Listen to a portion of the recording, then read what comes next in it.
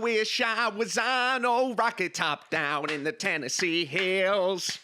Ain't no smog or smoke on Rocket Top. Ain't no telephone bills. Hey, hey, hey. The walls descend down. They cascade down, revealing I'm in a stadium. And there's thousands of people, and they're wearing dunce hats, and they watch me, and they're cheering, and I stand to them all. I look and I stand to them all, and I put my hand up, and it quiets. It hushes over the stadium, and I pull a simple thing out, a confetti cannon, and I shoot it off. They cheer. Ain't no Rocky Top. Ain't no telephone bills.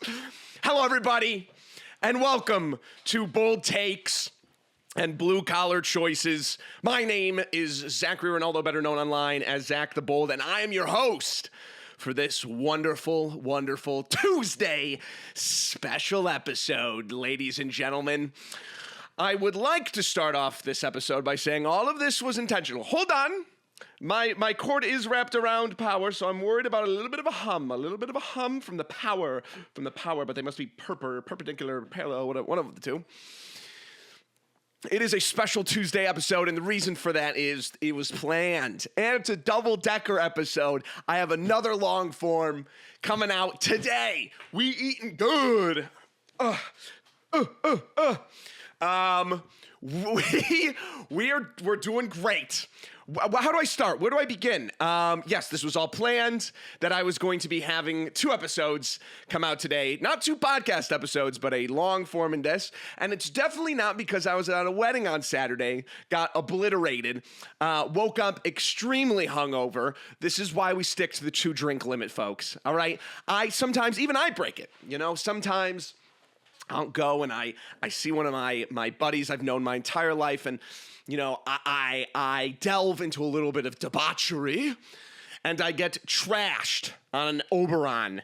And then I wake up at 3 a.m. and I puke my guts out, and then I'm still terrible for the next day. So I rotted away Sunday, and I did not get what I needed to done, and I'm paying for it a little bit. So we are recording this on Tuesday. It is Tuesday. This is the most up-to-date news that you possibly could get in the Dungeons and Dragons world. And trust me, my management is not mad at me for missing some deadlines, but we're here. We're here, and we're having a great time. Happy Tuesday, everybody. And this will most likely be posted around the time you're already home. So you're not going to be able to listen to this on your commute until tomorrow. In that case, happy Wednesday. Yeah, go check out. I have Card Game Part 2. We're talking about that was very content creator of me. We have Card Game Part 2. I'm talking about the lore and the campaign that I wrote for that. It's a fun, good old time. I look back at another, and we have a one shot that I wrote in a book, and I don't want to make people think I'm a bad writer. Okay, this is very something I quickly made. I can write well, all right? I can't speak that well, but I'm working on it, okay? I'm trying to keep the energy up. I'm trying to make it so that you guys can, you know, I recently watched a video about decisions, right? How every day, the more decisions you make, the worse decisions you're going to make by the end of the day because you have decision fatigue. There's too much going on. I am the acupuncture of your mental fortitude. I am piercing into your brain, and I'm soothing it. I'm letting you look down onto me. I'm letting you think you are high and mighty and smart and dignified, looking at me crawl around on the floor like the little roach I am. So you're welcome. Here's your little brain scrubber. Here is your refresher for the day. But yeah, I was talking about something. I'd spoken before about how on skill check you can tell my hands shake. I have small tremors. It's also why I have bad handwriting and I can't draw. And the reason for that is if your hands shake, you can still draw well, I think. But I was at a wedding, and spoilers, I have a cat. And I've never grown up with cats. I've grown up with dogs, right? And I like messing with dogs, and they like play around, and I touch their stomach, and And cats aren't like that. So as you'll notice, maybe not, they kind of recovered. Oh my gosh, I have big hands. I got hands like the uncle, whatever his name is from It's Always Sunny. How big are my hands? I mess with it. I mess with the cat, and it claws me up. So in the long form, you can see my hands are scratched up. Well, they still kind of looked like that at the wedding. And I'm like handing my buddy the wedding playbook, whatever that's called. And he's like, dude, your hands are shaking. And it looks like I've clawed out my skin. And I'm like, great. And then if he goes and listens to the podcast, which I know he might, he's also going to listen to me being like, I want to get worse. Every time you see me, I want you to be like, ooh, yikes. Zach, you can look a little bit better. You've been looking a little rough lately. So that's awesome. My friends think that I'm tweaking literally out of my mind. Yeah, our buddy's wedding was really good. Did you notice Zach might be on hard drugs? Oh, okay. Oh, that's what you took away from that? That's great. So that's what I've been dealing with all weekend. But then it's good because I can't hang. We were supposed to go out to the bars till 2 a.m. and I couldn't make it. To be fair, I drank too much and I was a little bit puking in the toilet. I have a case of the fevers, the vapors. I had consumption in vapors, aka me drinking seven tall boys and puking my guts out in a hotel. So, not the La Quinta, by the way. Not the La Quinta. Stupid. But yeah, it's been good. The schedule, we can get his scheduling right now.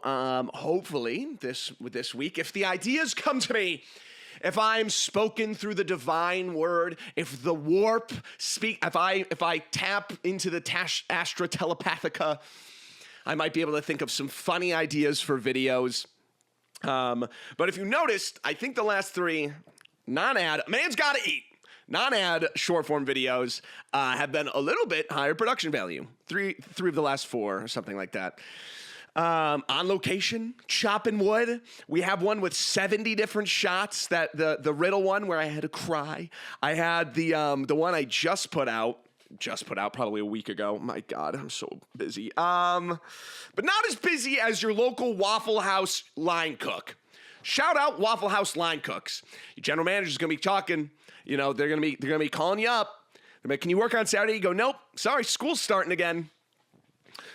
What am I talking about? We are getting back. This is me covering the white noise so I can think about whatever the heck I was talking about. I've been working hard, and the video that I had made on TikTok last, which was what? Oh, the prisoner's dilemma, which was so funny. I was just, I pace around my house all day thinking of ideas, and I usually have a Rubik's Cube in my hand, or I'm shuffling cards and whatever. And my girlfriend had just picked up the Boros. Okay. I gotta say before we continue, I've been itching my nose a lot lately during the pod, and it is not helping my case, okay? I do have allergies, and the cat likes to look out of the window because it looks at the other cats in the neighborhood. We have like the musical Cats equivalent of cats outside at all times of my house. But I'm trying to get better at it because it does bother me when I look back, and the whole time I'm scratching my face. So what was I talking about? Going back. God, we're off the rails this episode, folks. We're off the rails. Am I recording? I am. So I was walking around shuffling cards. My girlfriend had just picked up the Boros Murders at Karlov Manor Commander Precon, where it's about goading and suspecting, and they have a card in there called the Prisoner's Dilemma, and it's one of my favorite cards in Magic. It is absolutely cool. Not a Magic podcast, blue collar podcast, HVAC podcast. I was shuffling those cards, and I looked down. It says Prisoner's Dilemma. It's like the shot of me looking up and the shot looking down. Look at me. I got it. It was taken down on all platforms except Instagram because for whatever reason, that musical artist named Tortoise, maybe not their fault, maybe it's their label or whatever, does not allow any of their music to be posted on any short form. If it's not on TikTok, that person does not want their music on short form because it's art, right? They don't want. Okay, that's going to sound a little bad. They don't want exposure, right? And hey, listen, even if I had a way of contacting them, I might pay to use the song if it's worth it, right? But if it's not on TikTok, I get a little upset. I get a little upset because I'm just like, all right, whatever. It's fine. It's fine. You know, people should be paid for, you know, for the music that I'm utilizing in my video. And I understand that. I just hit the camera. God. But I was upset. I was like, I can't believe this. So it was taken out on YouTube and TikTok. However, good thing is that I hadn't fully explained the prisoner's dilemma, which some people were like, it adds a layer into it. They think it's the prisoner's dilemma, but it's not. They can just say two.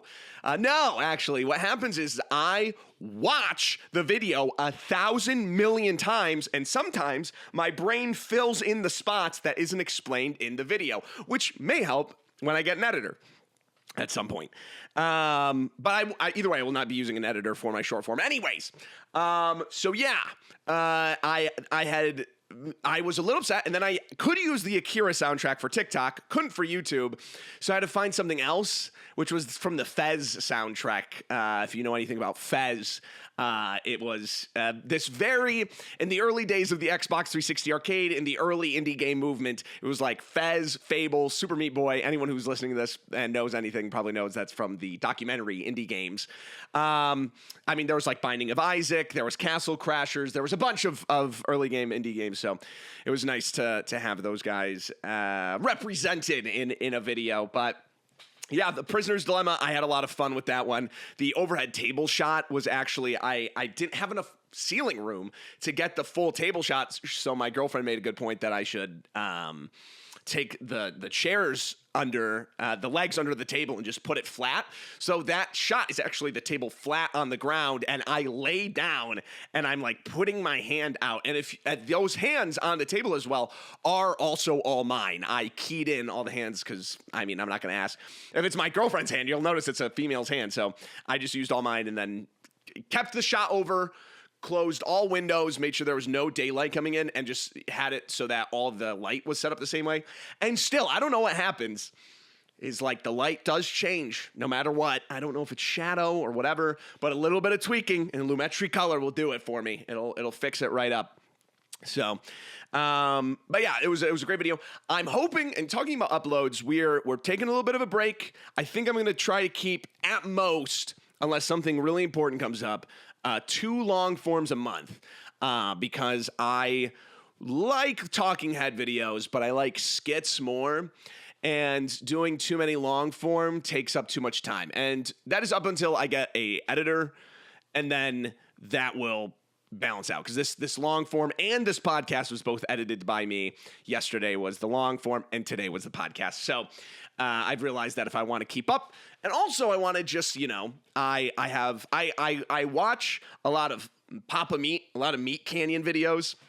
But like his talking head videos, because they're edited really well. I have a lot of respect for Meat Canyon. He makes good videos, and he puts a lot of effort into them. And I have a lot of admiration for that. So I watch some of his videos before I edit to get a good idea of like pacing and things like that. So if I do get an editor, I mean, it's going to cost me an arm and a leg, but I'd like someone to have the capabilities of that but it's also a time thing, you know, it's also a time thing.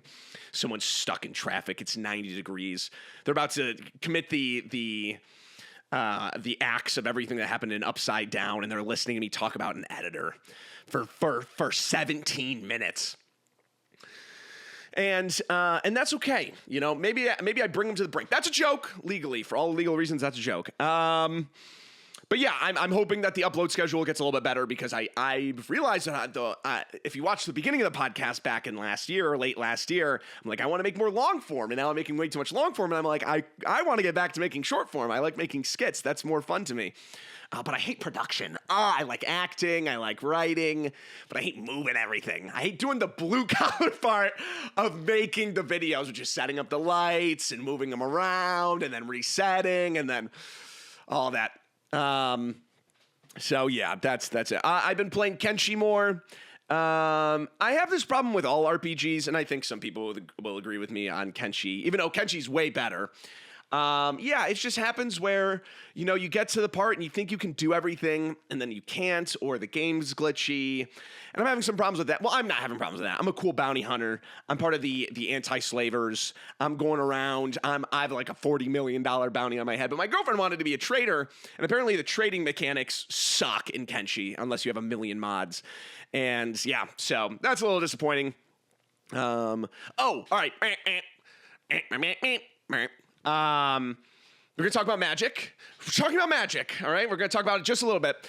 I've realized since I've been playing a lot less magic recently that I've been goldfishing more. For those who don't know, goldfishing is like when you play your deck by yourself and, just trying to scratch that itch without having to go on arena.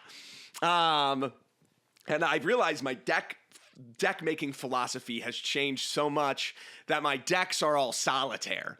So I played a blink deck with my friends, and I've realized that they're all waiting for me to inevitably get to an infinite, and it makes my stomach queasy. So I'm taking all infinites out of my decks. I will no longer be doing anything like that. I don't know if I'll ever pick up that blink deck again because it was a nightmare for them to have to wait around, and it did piss them off. So maybe in the future I will do something that's not as bad as that one, but I'm changing it up. But it's with infinites, and I told you all I'm done with standard. I'm done with standard in Magic the Gathering Arena, and I'm never playing it in person. And I've been playing historical, which has these alchemy cards. Alchemy is, for those who don't know, alchemy cards are something only for arena, that are only on arena. They exist for, I don't know why. They probably exist for the same reason that nuclear bombs or, drinking insecticide has, which is that it's there to bring pain and discomfort to everyone and everything. Imagine if your 8-year-old nephew, who has a Dungeons and Dragons character named Shadowstalk Spear Killer, Widowmaker, Superman, Spider-Man, was able to make Magic the Gathering cards, and it was made for their deck. Alchemy is the most broken, stupid, dumb, idiotic thing I've ever heard of in my entire life. I don't know why it exists. I don't know why it's there. However, unless you're playing standard or who knows what else, because it's hard to find out what else uses alchemy, Brawl, Historic, Pioneer, and they won't have Modern, and they won't have, Pauper on Arena. Anyways, I'm playing Historic, and I'm playing against Pauper, but I'm playing against Alchemy. What am I saying? I'm playing a thing called Gates, and it's an incredibly stupid deck, as is everything in Historic. Essentially, I get 10 gates. I use another gate, the special called Maze's End, and once I have 10 gates, I pretty much win the game. It is not an infinite, but it's not like I'm even playing Magic. I might as well just be playing I might as well be playing against a wall of paint drying. It is incredibly unfun, but it gets my dailies done. And I don't feel like I'm learning anything to become a better Magic player. I don't think anyone likes to go against it. And I'm making fun of alchemy cards at the same time. And so what I'm saying is there's no reprieve. There's no escape. Maybe I'm just thinking the entire time of Commander and identity politics and how, people's willingness to have an individual identity is bringing them closer to Commander. And then I play Gates. And yeah, the reason I'm telling you all this is because I'm kind of continuing down this Magic rabbit hole of not having fun. I still love Magic. I'm having a good time, but the infinite one is on me. It's on me, and then the arena one is on them. It's on them. Yeah. So I picked up the Daryl Dixon Walking Dead Commander. Maybe that'll be a little bit more fun. Maybe that'll be. Who knows? Oh, okay. Do I have the energy to talk about this? Yes, because it'll. All right. Pause. All right. Do I have the energy to talk about this? Yes. Because it'll refresh you guys. I usually never talk about this kind of stuff, but I guess I will, and I'm sure it'll just encourage every comment to be like this now. So there is a trend on all social media that I've seen: YouTube, TikTok, Instagram. Shout out LinkedIn, I hate you. Shout out LinkedIn, you suck. And I hate that you are needed in today's day and age. All right. There's a trend going around that whenever someone posts something, someone will take a screenshot of it, and then they'll post in the comments at TikTok or YouTube or whatever, and they'll be like, I love supporting a small creator. And it's like and it's gotten so big that when I've checked for the first 30 minutes of a video going up, every single comment is that. Every single comment. And I'm just, for those who don't know, there's a YouTuber / TikToker, I've talked about him on the show before, named Joe Bartolozzi, or Joe Bartolos or something like that. And this guy's community is probably a bunch of 12-year-olds. And I actually think he's really funny. I don't watch a lot of his long-form stuff. I saw him a lot on short-form when he was doing that, which he doesn't do anymore. I don't blame him, but he's incredibly successful in the YouTube scene now. And I'm not kidding. This guy has only had comments in his comment section being like this little meme. I'm sure it's that right now, the one I just talked about. There's been ones where someone would post a picture and it was that Post Malone song where it's like, I've been in the hills. And it was like, I've been in the hills banging dudes. That was every one of his comments. And then he had something where it was like, when they'd be like, oh, rip. It's almost like he's still with us. This is the plague of comedy these days. Back when we look at something like the 80s or the 90s, comedy was so few and far between compared to today, right? When you heard a stand-up comedian tell a joke, it was refreshing. You didn't have to listen to Bob at the water cooler tell you, the seventh dad joke or pun for the 80th time. It was a nuanced look. It broke conventions of societal expectations, and it was funny, and you could have a good belly laugh. And now we are so bombarded with comedy 40,000 million times a day that we become the robots from iRobot, all standing in line, not feeling anything. Does a robot dream? Does a robot laugh? Does a robot laugh? Does a robot find comedy funny?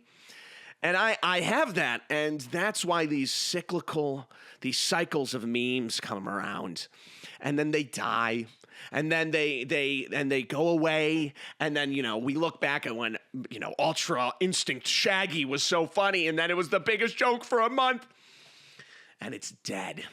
Comedy is dead, and we've killed it. And it's just, I get exhausted reading that. And I have my demographics for my content is 18 to 35. It does not, and that's unfair because a lot of people will say that they're younger, and I don't know how YouTube's identity thing, whatever AI tracking is doing. But my demographic, I think my largest demographic is 25 to 31 or something like that, 25 to 35. So I don't have to deal with it as much. But on TikTok, I mean, the biggest, it's so, and I'm not even annoyed by it. I'm not annoyed by the fact of someone calling me a small creator and whatever, and my video's not doing good and whatever. I'm annoyed by the fact that I'm so fatigued on how not funny it is. And that everyone does it. Everyone and their mother does it. And it's just so, comedy is dead and we've killed it. And I do think maybe I'm going to go back to school. I'm going to get my master's in social studies or whatever, in psychology.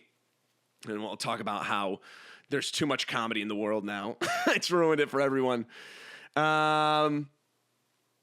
Let's see. Oh, I was trying to look through news, and we'll get into the critical role news here in a second, but I couldn't find anything that was really interesting except this from People Entertainment. Man says friend's wife canceled their Dungeons & Dragons session because he wouldn't take off his shoes. first off, this is insane, right? The fact that this is on People magazine is crazy. A man says a Dungeons and Dragons session he was expecting to participate in was canceled after a situation involved. Okay, this is from Reddit, I guess. The 38-year-old man said he was invited to play with 4 other people at his friend Alex's house. Upon arrival, he said Alex's wife immediately asked me to take my shoes off because they have a strict no shoes policy due to them have a crawling baby. But according to the Reddit user, there was a problem. He has a medical condition called epidermolysis bullosa simplex, which makes the skin on his feet extremely fragile. Even mild friction or pressure can cause painful blisters and tears. So I have to wear supportive shoes with cushioned orthopedic insoles at all times, even indoors, the man wrote. Walking barefoot or just in socks causes me pain and can lead to bleeding. The man said he explained his medical condition, but that Alex's wife suggested he put grocery bags or socks over my shoes.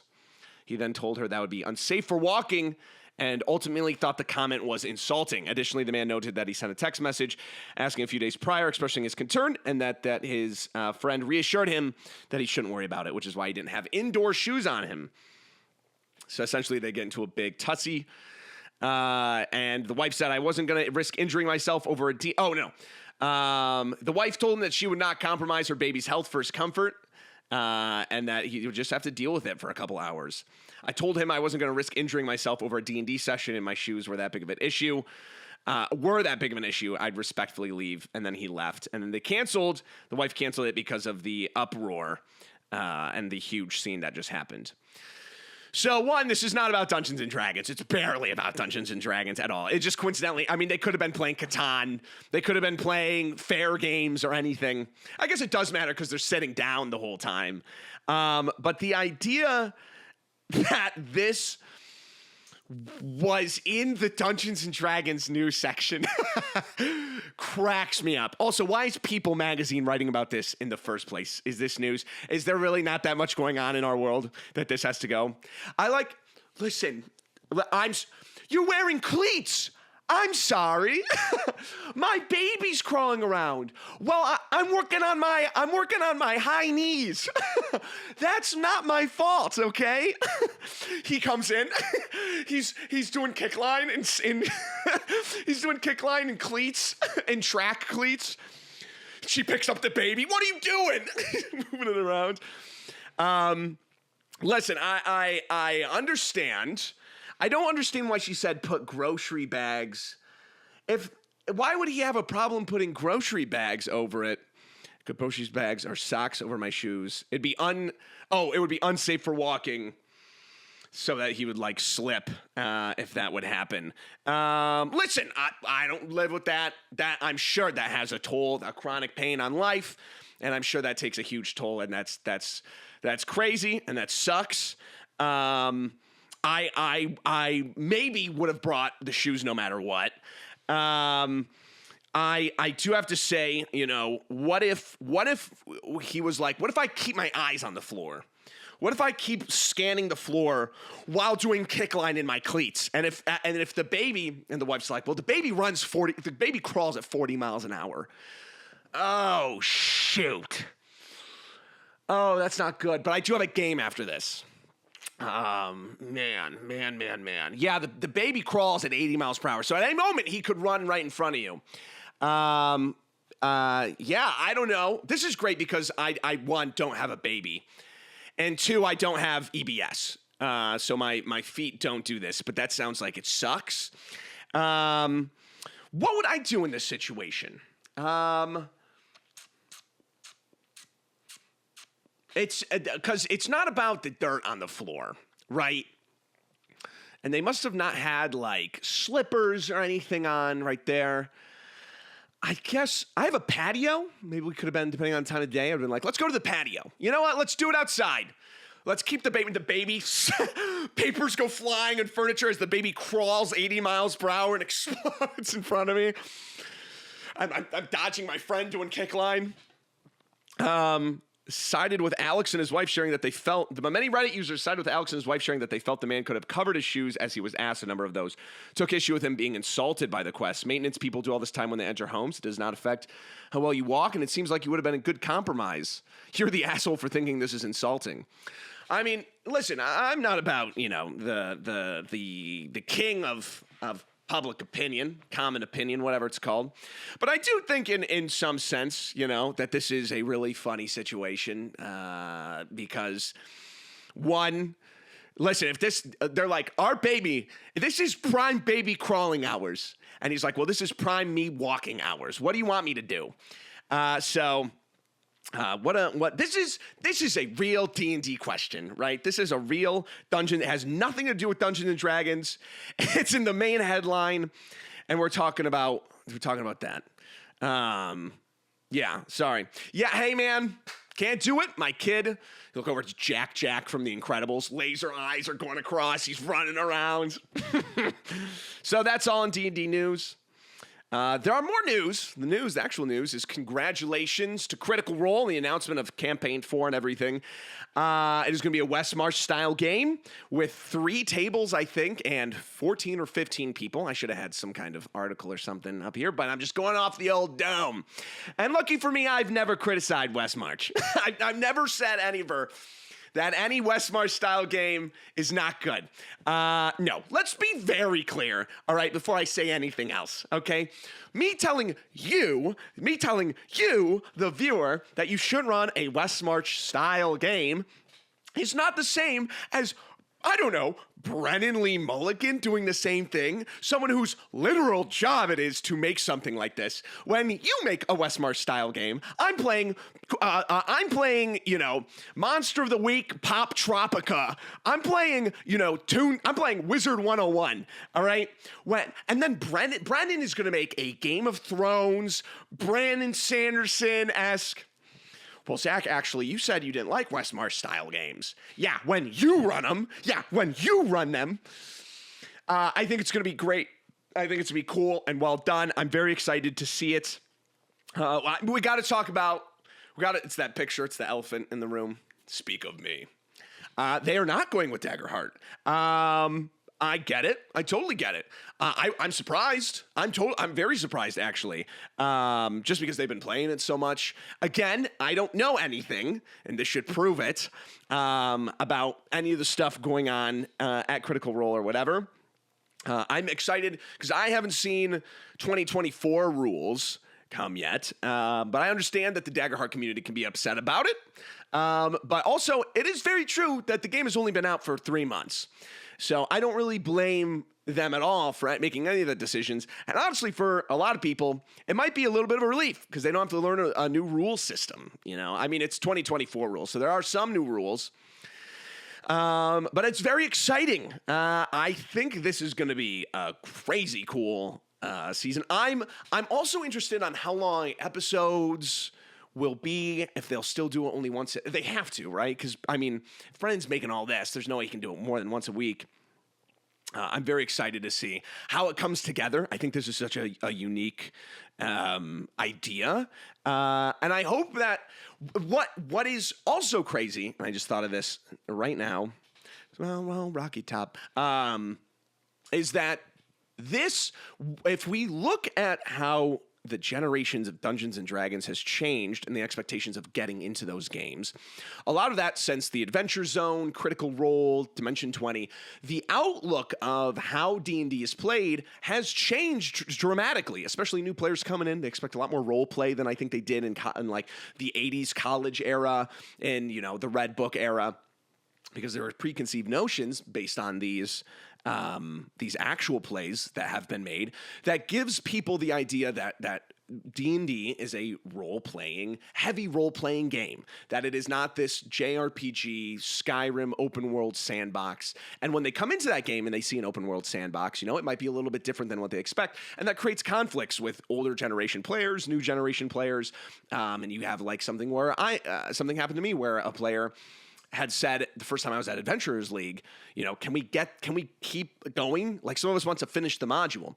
And to me, it was so alien because, I looked at how Dungeons and Dragons campaigns were played on Not Another D&D podcast, on Dimension 20, on Critical Role. And I'm like, well, how else do you play these games? And this is going to be a Westmarch style game. Now, there's plenty of actual plays. There are plenty of, well-performing actual plays. There are a lot of niche ones. But I dare say that this will probably change an outlook on how Westmarch style games are going to be played.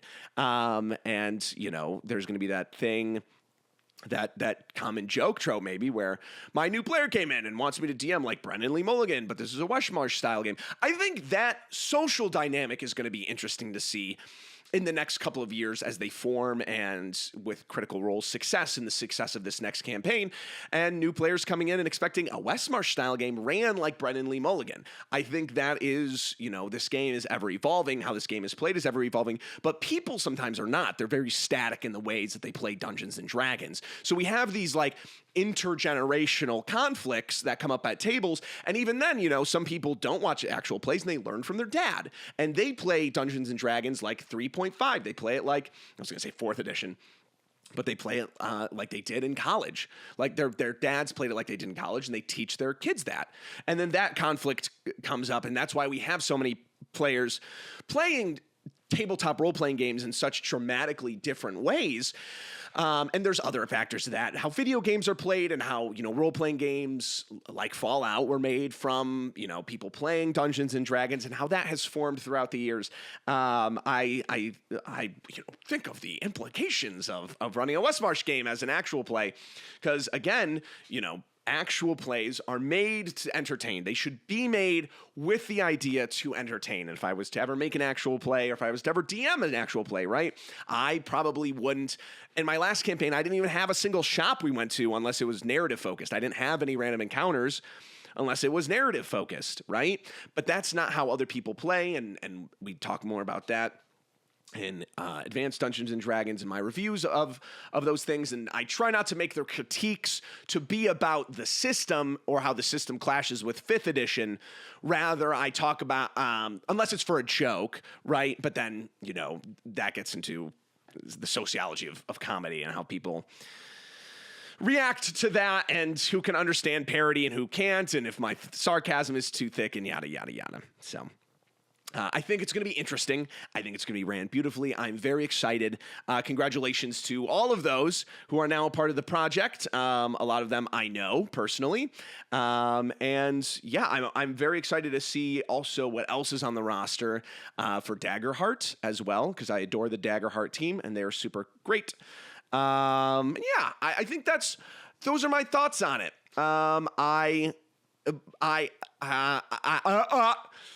I'm also curious. Yeah, I'm curious about episode lengths. We have seen before that also the length of sessions is a big thing about Critical Role. Critical Role is played in a way where you get everything. You get, all of the banter. It's sometimes a 5-hour session every Thursday. And that's why I'm glad they're doing a new world. People can start fresh with new faces. I'm very excited about that. Also for myself, in the sense that it'll be easier to keep up with. And but the Dimension 20 formula, and I'm curious. But Brendan Lee Mulligan has DM'd before for Critical Role and Calamity, and that was brilliant. I really like that. So I think it's going to be fascinating. Congratulations to all of those. And yeah, is it Thursday yet? Oh, I said the thing. Well, bazinga. All right. Is there anything else I do before I get into questions? I think we're making good time for questions. I think so. So we'll get into those. Hey, Zach, I've realized I'm going to take a drink. Hey, Zach, I've realized I'm a wimpy DM. I'm running a homebrew campaign inspired by zombie apocalypse media because I love how gritty and unforgiving that type of world is. It's so refreshing to hear that. We were in zombie fatigue. We had World War Z, The Walking Dead, Z virus. Right? What was that thing? We had, the Romero Renaissance. We had Call of Duty Zombies. During the 2010s, it was zombie mania. Late 2000s, early 2010s, mid 2010s. It's nice to see people being like, I want to run one again. No more. We're now in superhero fatigue, ladies and gentlemen. Unfortunately, I didn't think about how that would mean I would have to be gritty and unforgiving to my players. My table is amazing, and my players all understand that they might die. In fact, they kind of want to die because that means they might get to make a new character. I know they're cool with it. We talked about the tone and lethality of the game, and we started playing it. This has gone a different, Wimpy, than I thought. I thought you were going to be like, oh, my players are walking all over me, which I've answered a million times. I have two main issues.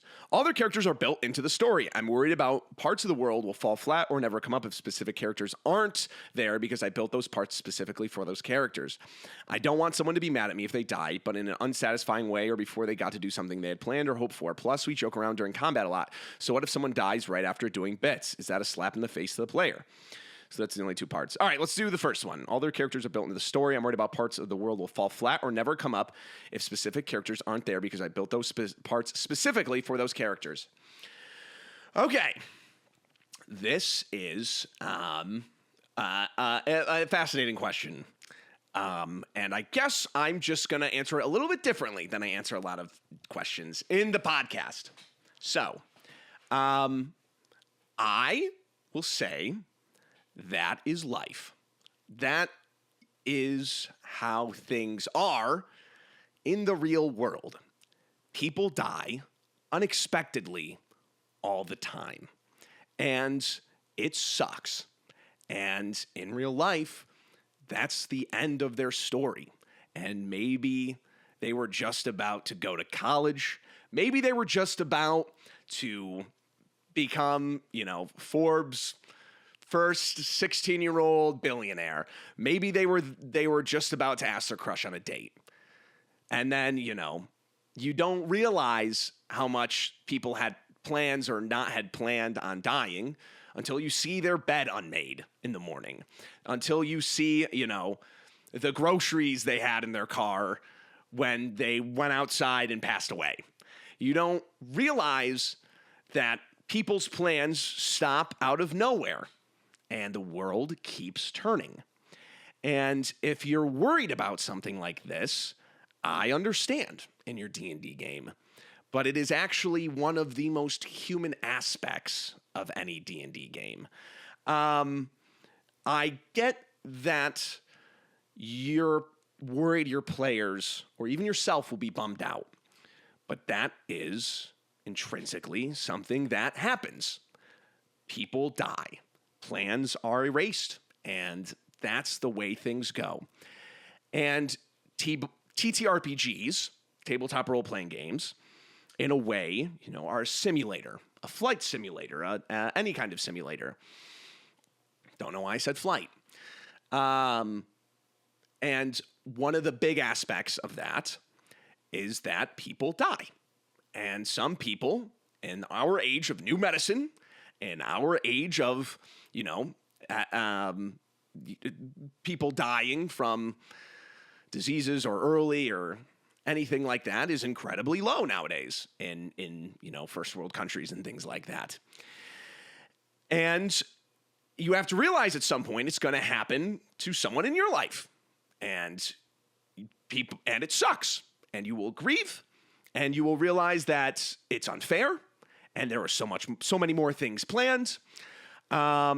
But that is a part of life, and therefore it is an intrinsic part of tabletop role-playing games. There's a good quote I like, and since we're talking about zombies, Robert Kirkman, the creator of The Walking Dead, no spoilers, had one of his characters die. He writes it. He writes The Walking Dead.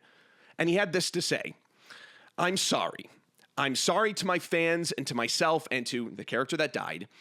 I feel like I killed a close friend. The deaths in the series are never taken lightly. They're never done with a sense of glee. They weigh on me the same way they weigh on you. These characters are very real to me, and their deaths are upsetting even to me. And that is, I think, the best way to have a mindset about character death in a TTRPG. That this stuff happens. People die. Stories end abruptly, and it's frustrating, and you can be frustrated with your players. It does not make you a bad DM, but it makes it the game you want it to be, which is dark and gritty and realistic, and you can't have realism, right, without the realistic aspects of what it means of being alive and dying. So don't worry about the the strings that are left untied, because that is what happens in life. And I think that anyone who has a problem with thinking about, how are my players going to react to a character death? And this is, let me be clear, this is not like a cutscene that you made, that you wrote. You are worried about someone dying in combat, which happens all the time. And it's just a part of the game. It's a part of the game, and it's part of life. And it sucks, and you can grieve with your players, and that's okay. But don't feel bad because it was you, all right? Number 2, I don't want someone to be mad at me if they die, but in an unsatisfying way or before they got to do something they had planned or hoped for. Plus, we joke around during combat a lot. What if someone dies after we're doing bits? Is that a slap in the face to the player? Now, okay, the first part of this question, I feel like I answered it in the first part. The first part of this question, I answered in the first part of this question, is that, they will be mad. That's fine, but if they roll bad, someone has roll bad in real life, and something happens to them and they pass. But what I can say is, if things are very light, and you're making bits and jokes, and if you have the possibility, sometimes you don't because you cast Disintegration and it happens instantly, you do have to just switch the vibe up real quick and be like, hey, how much HP do you have left? Quickly change the vibe. I wouldn't say just throw out, you're dead. You're dead. You're done. Just, make it a moment, make it cool, okay? And make sure that people get in the right mindset, be like, okay, you got bit by a walker. You can't say the Z word. Yeah. Do you have any advice on keeping your nerve and honoring PC death? It sucks. Yeah, my last campaign, I had made a thing where, it was very brutal, but they had been captured. My players had been captured, and I wanted to give them a really hard decision. And essentially it was like, you choose who dies in the group, but they also had one NPC with them, but I gave them a little kid and their wife was pregnant. So I was like, it's also, but there's a moral choice to it. And yeah, I had killed one of my players and I grieved. I was so sad. It sucked. I was like, I had plans for you. And I'm like, I've been rewatching It's Always Sunny in Philadelphia. There's a moment where D rips off Dennis's stuffed animal that he had as his kid. And he goes, oh, that's fine.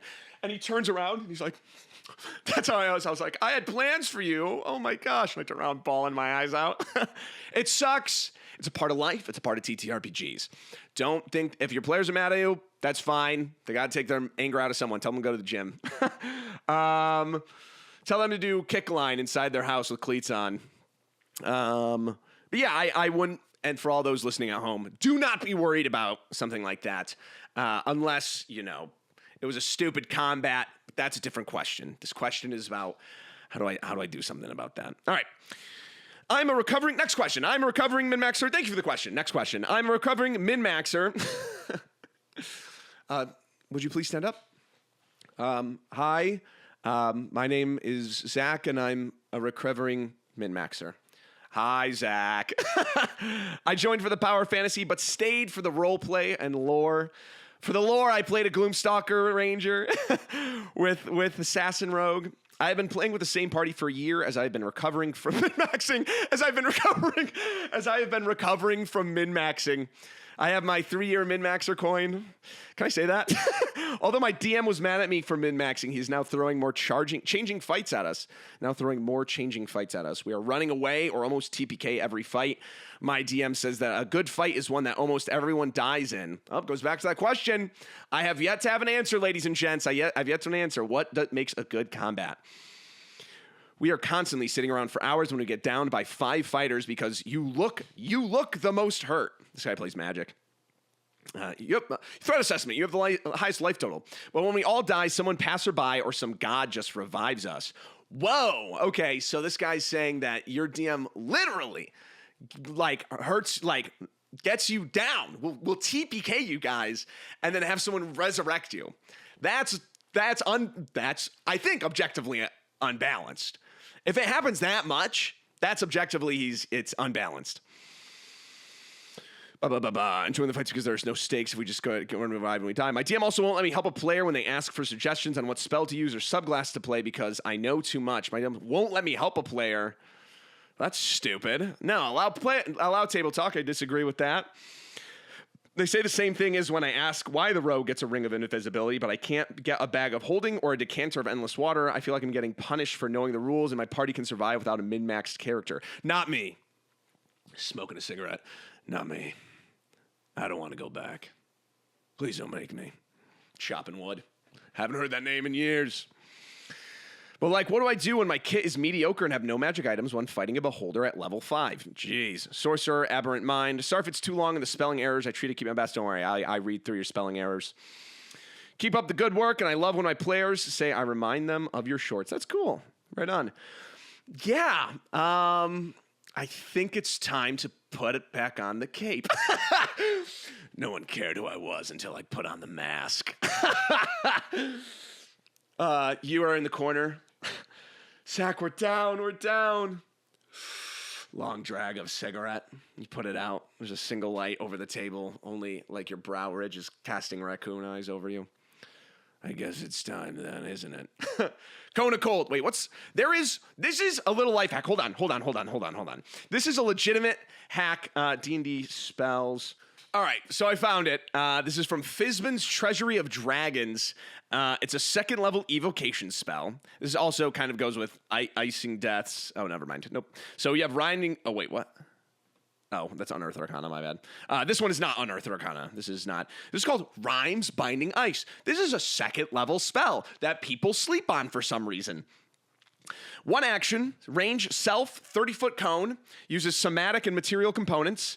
Not that anyone cares at all.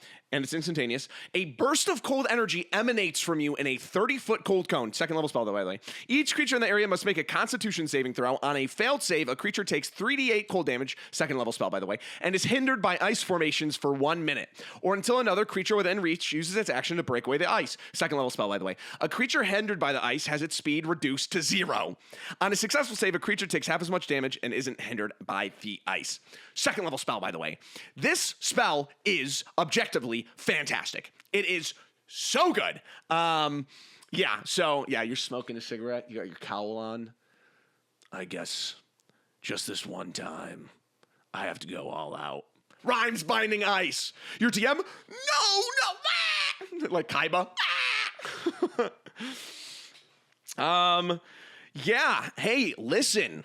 If you're all right, here we go. I'm gonna say it. This is an Ouroboros. It really is. If your DM is throwing combat encounters where you guys are all TPK'd and you all die consistently, he's making unbalanced encounters. And it's time for you to put the cowl back on. It's time for you to get on the helicopter. It's time for you to Rhymes Binding Ice. I don't do it anymore. Are you Zach? I'm not trying to quote my own video, but I'm just trying to do the trope. One day a real rain will come and wash away these bad DMs. And it's me, Min-Maxer Man. You slam your hand down like in Yakuza.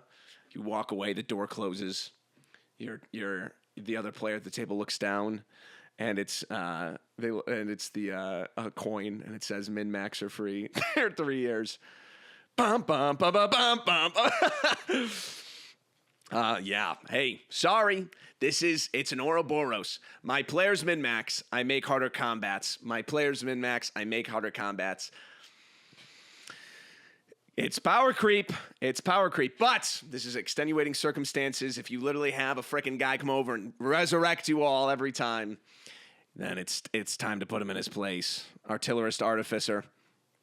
Hey, Zach, big fan of the podcast, long and short form content. I've been watching your videos for quite a while. I'll try to keep this quick. It's literally 4 paragraphs, but I've literally had no ear to vent to about this, and I was wondering how you would approach this situation. I have a player who is a Shader Kai Warlock. I think Shader Kais are the ones that can teleport for free twice a long or short rest, and it's a ancestry ability, racial ability. Let's see. You gain resistance. Yep. Yep, as a bonus action, you can magically teleport up to 30 feet to an unoccupied space. So stupid. Blessing of a Raven Queen. I have a player who is a Shatterkai Warlock for the Raven Queen. I wasn't saying no shade to this player yet, or whoever's playing in this. I'm just saying that Shatterkais are objectively pretty strong. I love the concept of his character, but he takes a really, it's awkward to put it this way, goth mommy approach to the Raven Queen. Or that's kind of what he's looking for in these interactions. I don't think I've talked about this since like the first 3 episodes. I hate stuff like this.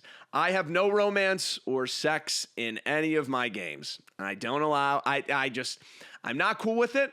I'm not comfortable with it. And it's as plain as that. Sorry, I'm not comfortable with it. Whenever any like person actually unironically tries to interact with me in any romantic way, like instantly my character is asexual. Like they're like, oh, actually I'm not. I've made my character Unix before. I do not engage with it. I don't like it. I'm not comfortable with it at my table. That's a me rule. And if you're not comfortable with it, that's okay too. It's okay to say that. And it's okay if someone says goth mommy all the time and just be like, we have different dynamics. I would never say this at an Adventures League table, but sometimes I'd be like, oh, Gooner. Like I'd give them some flack for it. So depending on how much you like this guy, whatever, approach the Raven Queen. Or that's kind of what he's looking for, these interactions. I will fault for allowing the Raven Queen to be less creepy and beautiful. Not your fault. You can make a beautiful woman in a game and not have it so that every guy's a friggin' annoying creep to her, not flirting with him, still being a freaking god, but he would literally look at me, a grown man with a beard, and this is with the most endearing eyes. I'm sorry, I'm not comfortable with this, not this question, but like in a D&D game, I don't allow it, and I don't want it at my games. If you want to, go make your own table, and go play that with your people who are like, got me, mommy, step on me, haha, funny, haha. I hate it. I think it's a hack joke. I don't think it's funny. Honestly, I thought sometimes I put the Raven Queen voice on, he was going to whip out his Johnson. Did Jinxie write this? I thought sometimes when I put the Raven... but recently I wanted to take a different approach to use an item in my world to level up with the party that is basically took power from another god, which made her angry. So I had a scene where she confronted him and showed her true form, like in the Dresden Files. Which is the hideous and creepy character which embodies the true terror and quietness of death. Of course, he didn't really show interest in this, so he became disengaged, and to top it all off, he's an old edition and will not shut up about how the new rules suck. Oh, this guy's a treat. And constantly makes comments like, it's okay to be wrong, it sucks. The only reason he doesn't like it is because of the balancing, and he really likes to be a superpower gamer and doesn't understand why things are really strong. Might be slightly nerfed for balancing reasons. Super sorry for the length. I just want to give full context, but I'm fully committed DM for a group of 6. I can't stand having this... Some rude comment, this dude come into my house and complain about the campaign. I work for hours every week, but they are awkward church and friend-related connections that keep me from kicking him. Yeah, dang, dude, that sucks. Yeah, man, that sucks. You just kind of got to be like, okay, that is weird, all right? And just keep her in this weird, gross, eldritch. Have her be complicated by the Phyrexians. No, the Phyrexians also. No, Elisnorn looks good. Not really. Yeah, wow, that's a shame, man. That's a big bummer. I would... keep the Raven God in this form, or don't, and just be like, hey, dude, you know what? Let's relax. How about this? How do you like these new rules? Boom, confetti cannon. He smacks against the wall. His cleats go flying in the air. Your baby hits him in the ribs at 80 miles per hour. It's an injustice. An injustice ultimate. He gets shoved outside of the house. You come up behind him, another confetti cannon. Boom, he gets launched up in the air. Yeah, it sucks. You're probably going to just have to nip it in the bud. That's fine. You can be acquaintances and not friends, right?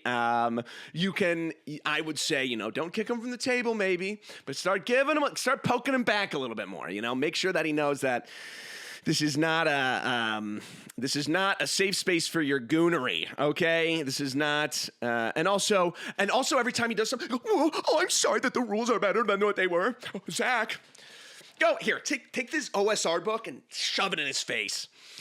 He gets hit up and then, confetti cannon in the air, OSR, boom. OSR's it's not a book, but it's a genre. Yeah. Go do the thing in Monster House where you go up and you eat a snack and eat in his mouth and then run out of the house. That's my advice to you. That's so good. Yeah, man. You can be acquaintances, start poking him back. Make it known that you're not comfy with his comments about your person. Stupid goth mommy shit. Also make it so that, maybe she doesn't want to be called that because she's a deity. I don't know. Next question. My DM, hold on. My DM of 2 years now has an interesting ruling. We've been playing Curse of Strahd, and in one of the encounters, our wild magic sorcerer casts Hypnotic Pattern. This triggered a roll on her table and was blinked into another plane, and blinked back at the end of our turn. Our DM...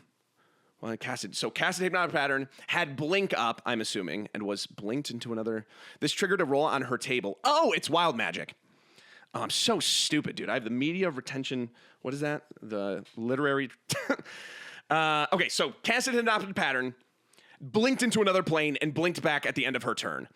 Our DM, after a full round of combat, which the monster did nothing because they failed their saves, he decided to say that because our sorcerer blinked out of the plane, he claimed that because the source of magic was removed from the plane, that Hypnotic Pattern drops. Even after we yelled at him that nothing in the Dungeon Master Guides or the Player Guide... I almost forgot. I was like, Player's Guide. Player's Handbook backed his claim. He still decided to drop Hypnotic Pattern. Please yell at my DM. Thank you. Love you.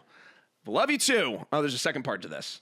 I forgot to add that it was a female's character, and she claims that my DM has a history of silencing women. Okay, if that's a joke, that's really funny, actually, but it's really good. Dang, they have a. Oh shoot, the players are learning. I can see my girlfriend saying something like that at the table. Zach, are you silencing women again? No, but. This is a bad example of that. It's like Will from Tires. Okay, let me see. I'm going to look up a ruling in something else, and it's going to be for the spell Blink, because this does the same effect, all right, to be fair, that it seems like this wild magic did. Roll a d20 at the end of your turns. For the duration of the spell, on a roll of 11 or higher, you vanish from your current plane of existence and appear in the ethereal plane. At the start of your next turn, when the spell ends, if you are on the ethereal plane, you return to an unoccupied space of your choice that you can see within 10 feet of the space you had vanished from. If no unoccupied space is available within that range, you appear in the nearest unoccupied space. You can dismiss the spell as an action. While on the ethereal plane, you can see and hear the plane you originated from, which cast in shades of gray, and you can't see anything more than 60 feet away. You can only affect and be affected by other creatures on the ethereal plane. You can only affect and be affected by other creatures on the ethereal plane. Creatures that aren't there can't perceive you or interact with you unless they have ability to do so. Now let's bring up Hypnotic Pattern. I'm doing research for this question. Holy cow. And then we'll also look up Blink in our concentration in the Player's Handbook. Oh, come here. All right. Hypnotic Pattern. Concentration, what? You create a twisting pattern of colors that weave through the air inside a 30-foot cube within range. And it is one action, range 120 feet, and a 30-foot cube within range. The cube stays there. A pattern appears for a moment and vanishes. Each creature in the area who sees the pattern must make a wisdom saving throw. On a failed save, the creature becomes charmed for the duration. While charmed by the spell, it's incapacitated and has a speed of 0. Great spell, by the way. Spell ends if an affected creature, if it takes any damage, or if someone else uses an action to shake the creature out of its stupor, so it doesn't look like there's anything in Hypnotic Pattern inherently that makes it so you have to be there. And then we're going to also just quickly bring up concentration. Some spells and other effects require concentration to remain active. As specified in their descriptions, if the effect's creator loses concentration, the effect ends. If the effect has a maximum duration, the effect's description specifies how long the creator can concentrate on it. It's up to 1 minute, 1 hour, or some other duration. The creator can end concentration at any time. The following factors also break concentration: another concentration effect, damage, or incapacitated or dead. So as written, I do not believe the DM has a case for Hypnotic Pattern to go down, because he can also see. And maybe there's a spell that has the ethereal plane affect the material plane, which would also. So I will have to say my ruling in this is clearly a Magic player who's sweating. He's probably not even paying attention to the game. He's goldfishing behind his DM screen. And he's thinking, he's like, well, if it's in exile, then it can't affect that. Well, guess what? Guess what, Magic player? This is Dungeons and Dragons. And even in Magic, exiled cards can affect the battlefield. I've been down and on rocket top down in the Tennessee hills. Ain't no smog that. How did I already forget the lyrics? I vote that Hypnotic Pattern would stay up. Concentration does not go away when you use the spell Blink. And I agree. And make sure that stop silencing this girl at your table.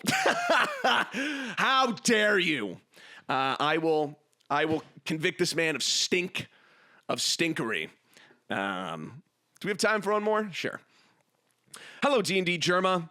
This is my second message. Hopefully you've seen my first email, but I just want a quick tip from someone with more experience. Me. Do you use more minis specifically for each encounter or just more important ones? And what do you use minis if you don't have a specific one for an encounter? Just want to know what you're thinking of for minis for combat immersion. Yeah, I'm not a big terrain guy. I like terrain. I don't paint. I'm never going to paint. Oh my God. Stop asking me. Stop being like, well, Zach, actually, you really like it. I don't have the time. Okay? So, yeah, I don't have the time to paint. If I did, I would. I don't, so I won't.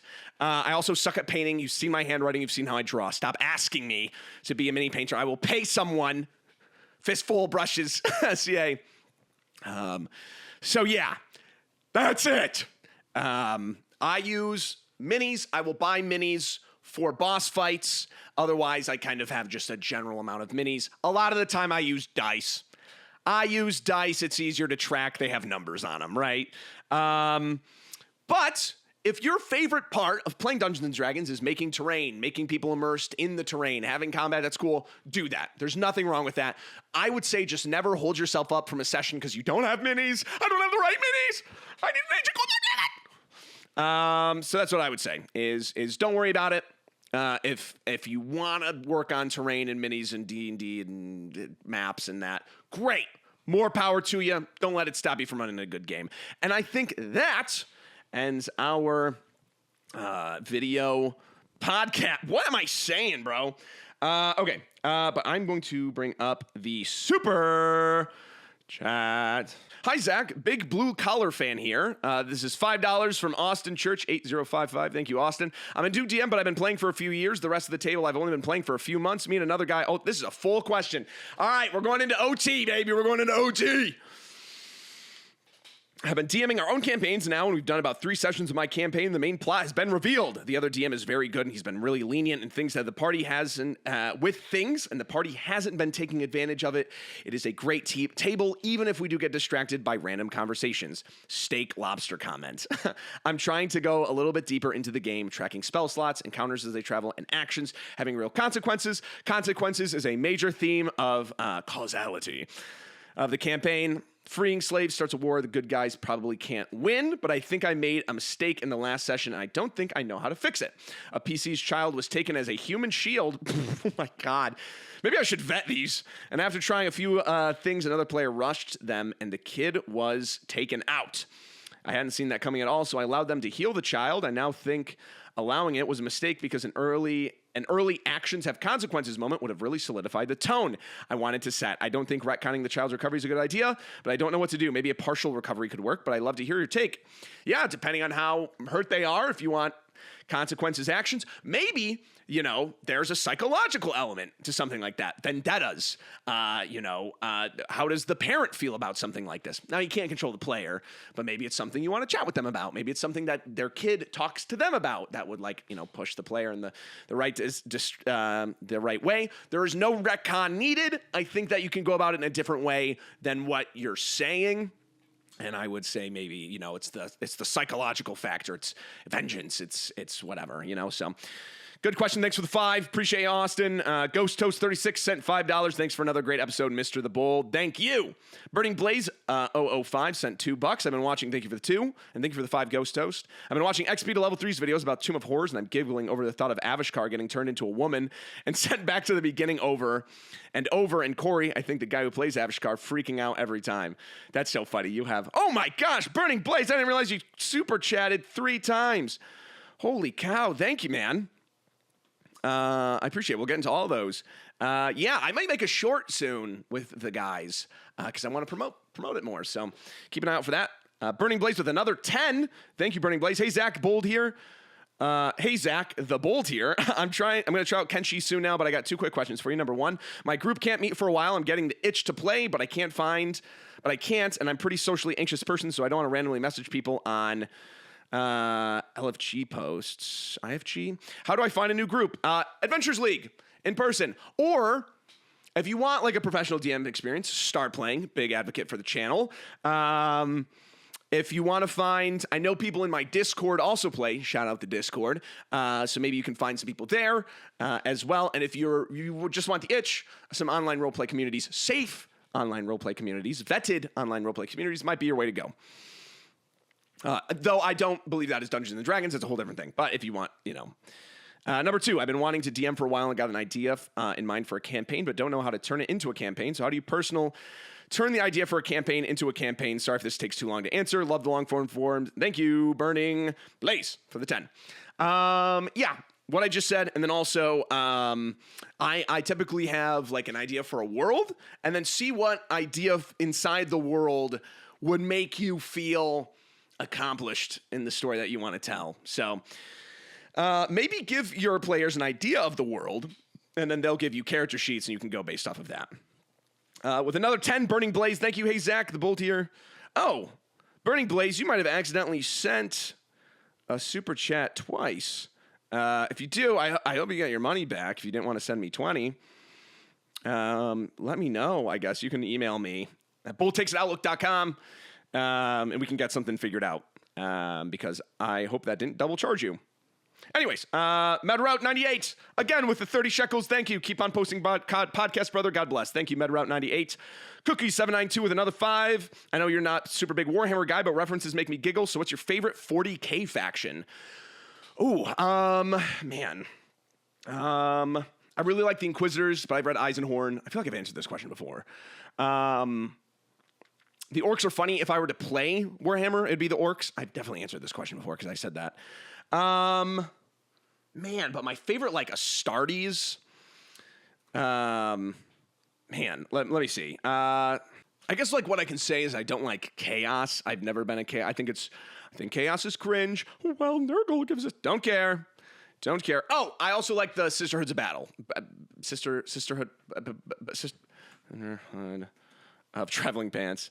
Battle. Yeah, the Adeptus Sororitas.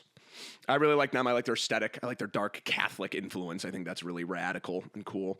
So, I don't know. I have to look more into my chapters. And I think I'm going to read some more Warhammer 40K books soon, and I'll give you a better idea. Papillon7210, thank you for another 10. My God, Zach, are you a Mandalore gaming guy or a Seth Zinch girly? I don't know if I know who those people are. The mostly like the Warhammer stuff I watch is from Bricky. Shout out Bricky. Drew Blue 8026 sent 20. Hey Zach, another banger podcast as usual. You aren't getting bold enough though. Please consider angering more wizards. I'll have to think.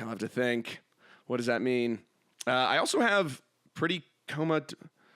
I have 2 more, but it doesn't say if you guys like donate or not. So what? Oh no, it's pretty coma depressed. Said Zach the Baldur's Gate, and Thomas Marask M2E. Send long live the anti-wizard propaganda. Maybe I'll have another bit for that soon. But that's today's episode. Thank you for tuning in. Rocky Top down on a 10. Wish that I was on Rocky Top down in the Tennessee hills. Hey.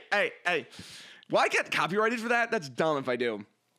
Ain't no smoggy smoke on Rocky Top. Ain't no telephone bells. Okay, well, thank you guys for tuning in. Have a great rest of your week. I will get back to being on Monday. Sorry, extenuating circumstances. No long form this week other than what I posted today. Have a great Tuesday. Have a great rest of your week. And bye. Goodbye.